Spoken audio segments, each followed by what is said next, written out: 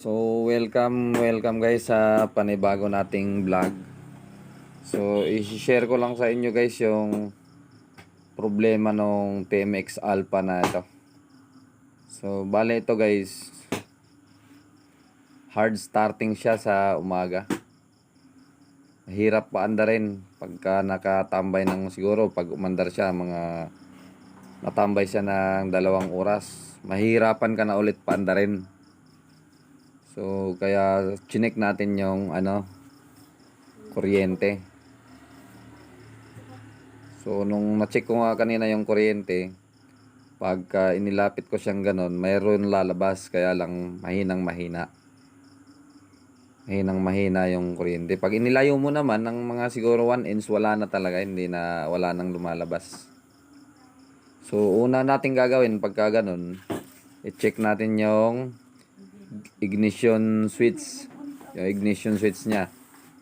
Pagka okay naman yung ignition switch, so okay naman yung ignition switch, kaya tinignan ko yung stator niya. So doon nga ang naging problema, yung primary coil niya bumigay na. Mayroong kuryente, kaya lang mahinang mahina na. So pagka ganun guys, na nahihirapan na kayong paandarin yung TMX Alpha na nyo, so mas madalas kasi nasira yung stator nito pagka umabot na ng 2 taon. Minsan 1 taon pa nga lang sira na. So check nyo yung stator, huwag nyo kagad palitan, baka kasi hindi naman yun yung sira Minsan kasi yung ignition switch din nito nagloloko din, lalo na pag nababasa ng ulan. So bigyan ko lang kayo ng tips at ideya kung paano nasisira ito. So yan, primary coil yung mas madalas na susunog dyan, kasi maliliit yung wire na naka-rewind dyan So pagka ganon, mahirap na siyang paandarin sa umaga. So yung iba, yung iba sa atin hindi naman nila alam. So yung may mga motor na TMX Alpha, pagka ganon, mahirap nang paandarin yung mga TMX Alpha nyo. So check nyo yung stator. Tapos unahin nyo yung ignition switch guys, kasi mas madalas din yun nagkakaroon ng problema Yun nga, tulad nung sinabi ko, pag nababasa ng ulan, nagkakaroon din ng problema yung ignition switch niyan.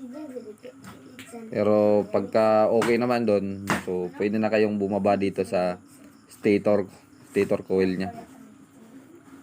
So ito, tulad nito, sunog na yung primary coil ng stator niya. So bibilhan namin ng bago. So yun lang guys yung tips na ibibigay ko sa inyo. So ayan, kita nyo yung nangingitim na yung mga wire ng stator niya, pati yung mga charging coil at saka yung sa lighting coil niya. So ayan, bilhan mo na yan boss. So shout out pala ko dyan guys kay Boy Oy Oy. Yan si Boy Oy Oy, yung naka-XRM sa unahan. Yan So ito guys, nakakabili na nga tayo ng stator ng TMX Alpha na pinagawa sa atin. So ayan, Gibeon lang yung brand na nabili natin, kasi sa lugar namin wala naman kasing mga genuine dito na stator. Madalas dito yung mga ganitong klaseng piyesa lang. Pero sa awa ng Diyos, tumatagal naman ito ng 1 taon, 2 taon.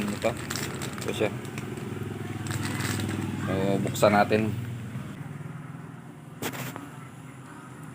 So ito siya guys So yan na yung bago.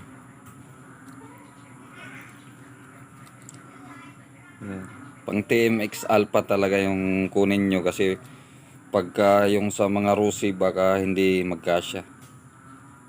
So ayan guys, kabit na natin. Guys, medyo ginabi na tayo dahil gabi na dumating yung may-ari. check natin yung kuryente guys.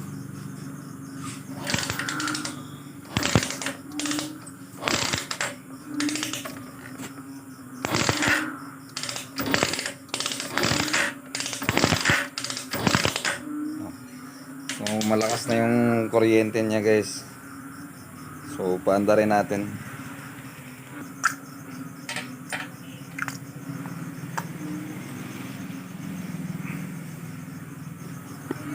Tingnan natin kung magwa one click ba siya.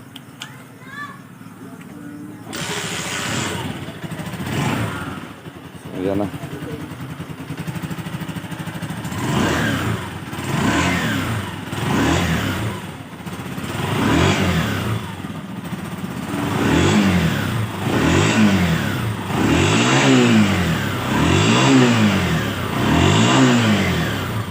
Bumalik na rin yung lakas ng makina niya guys.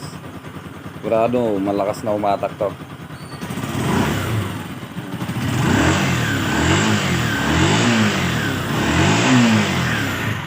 So maraming salamat guys. Hanggang dyan lang yung video natin.